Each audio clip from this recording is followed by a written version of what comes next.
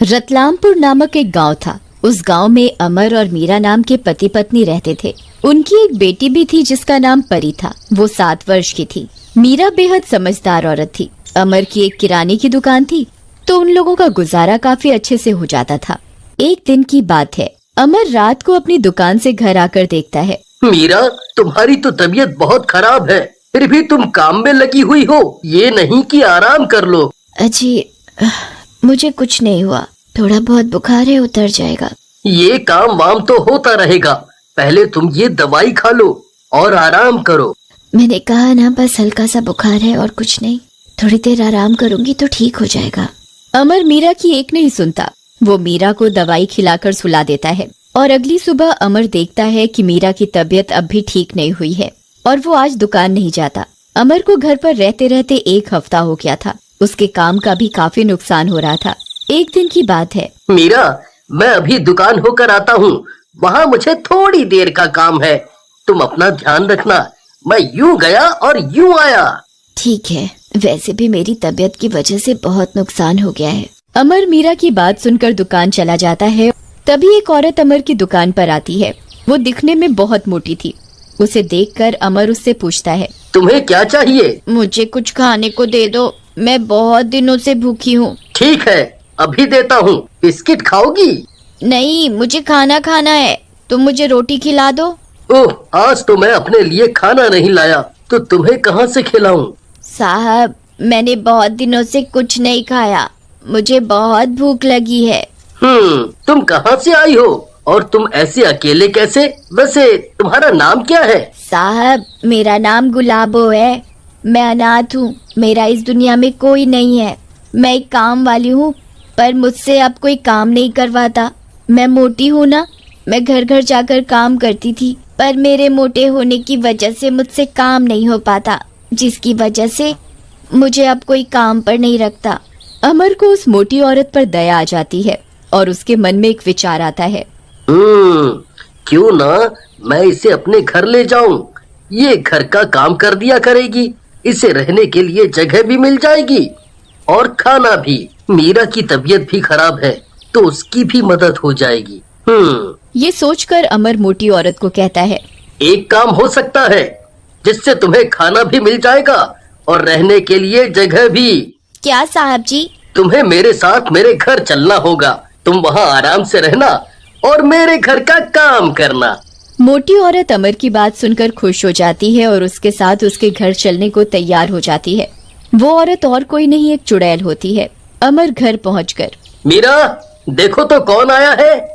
अरे, आप अपने साथ किसे ले आए? ये गुलाबो है। अमर मीरा को उस गुलाबो के बारे में सब बताता है। पर ये काम कैसे करेगी? ये तो इतनी मोटी है। आप चिंता ना करें, मैं घर का सब काम अच्छे से कर लूंगी। मीरा, इससे तुम्हारी मदद भी हो जाएगी और इसे खाने को भी मिल जाएगा। अच्छा ये बताओ, घर में कुछ खाने को है? ये बहुत दिनों से भूखी है। हाँ है, मैं अभी लेकर आई। मीरा गुलाबो के लिए खाना लेकर आती है और उसे खाना देती है। खाना देखकर गुलाबो ऐसे खाती है जैसे उसने कभी खाना खाया ही ना हो। गुलाबो मीरा से और खाना मांगती है। सेठानी जी, मुझे और भूख लगी है। मीरा हैरान होती है कि इतना सारा खाना दिया था, तब भी कह रही है कि उसे और खाना खाना है। नहीं, अब और खाना नहीं है, सब खत्म हो गया, जब बनेगा तब खा लेना। जी सेठानी जी। अच्छा, अब आप आराम से बैठो, बस आप मुझे काम बताओ कि मुझे क्या करना है। मीरा गुलाबो को काम समझा देती है और खुद खाना बनाने लग जाती है। और जब खाना बनकर तैयार हो जाता है तो वो अमर और परी को खाने के लिए बुलाती है। खाना तैयार है, आकर खाना खा लो। मीरा परी को खाना खिला देती है और खुद किसी काम में लग जाती है। सब अपने अपने काम में लगे होते हैं तो गुलाबो रसोई में चुपके से जाकर अपने असली रूप में आकर, आज तो बड़े जोरों की भूख लगी है, खाने की खुशबू भी अच्छी आ रही है, मुझसे तो अब खाना देखकर रुका ही नहीं जा रहा। गुलाबो रसोई में रखा सबका खाना चट कर जाती है और वापस अपने गुलाबो वाले रूप में आ जाती है। तभी अमर मीरा को आवाज लगाता है। मीरा, खाना लगा दो, मुझे भूख लगी है। जी, अभी लाई। मीरा रसोई में जाकर देखती है कि खाना नहीं है। वो हैरान होती है, अरे खाना कहाँ गया? यहाँ कोई है भी नहीं। मैंने तो इतना सारा खाना बनाया था, ऐसा लग रहा है जैसे किसी ने खाना खाया हो। पर ऐसा कैसे हो सकता है? यहाँ कौन आ सकता है? अमर अपने कमरे में सो रहे हैं, परी सो रही है और गुलाबो भी बाहर हॉल में बैठी। तभी अमर मीरा को फिर आवाज लगाता है। मीरा, क्या हुआ? कहाँ रह गई? खाना लगा कि नहीं? जी अभी आई। मीरा जाकर अमर को बताती है। जी मैंने तो खाना बनाया था पर पता नहीं कौन खा गया। हो सकता है कोई जानवर आया हो और वो खाना खा गया हो। हाँ ये हो सकता है, आज तो दूध पीकर काम चलाना पड़ेगा। हमारी तो कोई बात नहीं, पर गुलाबो का क्या? वो तो बेचारी कब से भूखी है, वो कैसे भूखी रहेगी? ऐसा करो, उसे भी दूध दे देना और बोलना आज दूध से ही काम चला ले, खाना कोई जानवर आकर खा गया। मीरा गुलाबो को जाकर दूध देती है और उसे बताती है कि कोई जानवर खाना खा गया। गुलाबो मन ही मन कहती है, किसी जानवर ने नहीं खाया, ये तो मैंने खाया। क्या करूं, खाना देखकर मुझसे भूख बर्दाश्त नहीं होती। मैं अपने आप को कंट्रोल ही नहीं कर पाती और जहाँ कहीं भी खाना हो वो सब खा जाती हूँ। अगली सुबह मीरा अमर के लिए नाश्ता बनाने में लगी होती है। तभी गुलाबो मीरा के पास आती है। सेठानी जी, मुझे मेरा काम बता दो, मुझे क्या करना है? गुलाबो, तुम ऐसा करो, कपड़े झाड़ू पोछो और बर्तन साफ कर लेना। गुलाबो मीरा का बताया हुआ काम करने लगती है।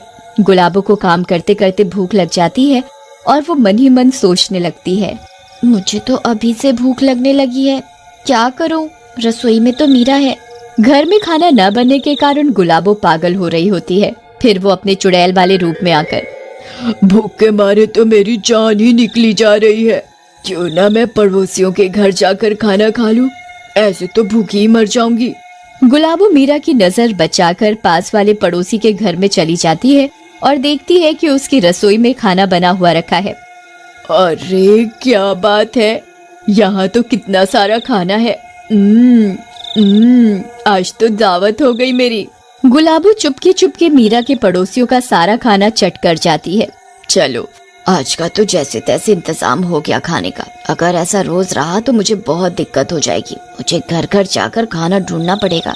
गुलाबो अपनी पेट पूजा करके मीरा के घर लौट जाती है। देखते ही देखते कुछ दिनों बाद गुलाबो की भूख बहुत ज्यादा बढ़ जाती है। गुलाबो का पेट नहीं भर पाता तो वो गांव में चुपके चुपके जाती और सब गांव वासियों की रसोई में जाकर उनका खाना खत्म कर देती। कुछ समय बाद गांव वासी भी बहुत परेशान हो गए कि आखिर हमारे घर से ये राशन पानी जा रहा है तो किधर जा रहा है। हम इतना सारा राशन लाते हैं और हमारा राशन गायब होता है तो आखिर होता कहाँ है। परंतु गांव वाले तो बिल्कुल अनजान थे कि उनका खाना चुप छुप कर गुलाबो चुड़ैल खा रही है। एक दिन गाँव वासी बहुत परेशान हो जाते हैं। अरे भाई, हमारे घर का ऐसे राशन खत्म होगा, बिना हमारे इस्तेमाल करे तो कैसे चलेगा? इतनी तो हमारी कमाई भी नहीं है जितना हमारा राशन लग रहा है। हाँ भाई, तुम बिल्कुल ठीक कह रहे हो, हमें अब कुछ करना ही पड़ेगा, नहीं तो हम रोड पर आ जाएंगे, रोड पर। मुझे तो लगता है हमारे गांव को किसी की नजर लग गई है, हमें बाबा के पास जाकर पूछना चाहिए। हाँ भाई, तुमने बिल्कुल ठीक कहा। अगले दिन सारे गांववासी मिलकर घंटी वाले बाबा के पास जाते हैं और उन्हें अपनी परेशानी बताते हैं। ठीक है, समझ गया। ऐसा करना, तुम कल सुबह सब अपने घर से बहुत सारे पकवान बनाकर एक जगह रख देना, फिर उधर चुपचाप देखना तुम्हारा खाना कैसे गायब होता है। गांववासी बाबा की बात मान जाते हैं और अगली सुबह सारे गांववासी मिलजुल कर बहुत सारे पकवान बनाते हैं और उन्हें गांव के बीचों बीच रख देते हैं। घर में खाना न बनने के कारण गुलाबो पागल हो रही होती है। वो दूसरे घर जाकर देखती है, उधर भी खाने को कुछ नहीं होता। ऐसे ही भटकते भटकते गुलाबो उस जगह पहुंच जाती है जहां बहुत सारे पकवान रखे होते हैं। अरे क्या बात है, इतना सारा खाना, आज तो मजा आ जाएगा। गुलाबो धीरे धीरे करके गांववासियों के द्वारा बनाया हुआ सारा अनाज खा जाती है और ये सारा दृश्य गांववासी देख लेते हैं कि गुलाबो पूरे गांव का खाना खा रही है। तभी घंटी वाले बाबा समझ जाते हैं कि वो कोई साधारण औरत नहीं है, वो एक चुड़ैल है जो भूखी है और शायद उसकी मौत खाना ना मिलने की वजह से हुई है। तभी वो घर घर जाकर सबका राशन खत्म कर रही है और सबको परेशान कर रही है। बाबा गुलाबो को एक मोतीचूर का लड्डू देते हैं और वो गंगा जल में बना होता है। गुलाबो उसे भी खा लेती है और वो लड्डू खाते ही उसे उसके गले में जलन होने लगती है और वो आग में जलकर खत्म हो जाती है।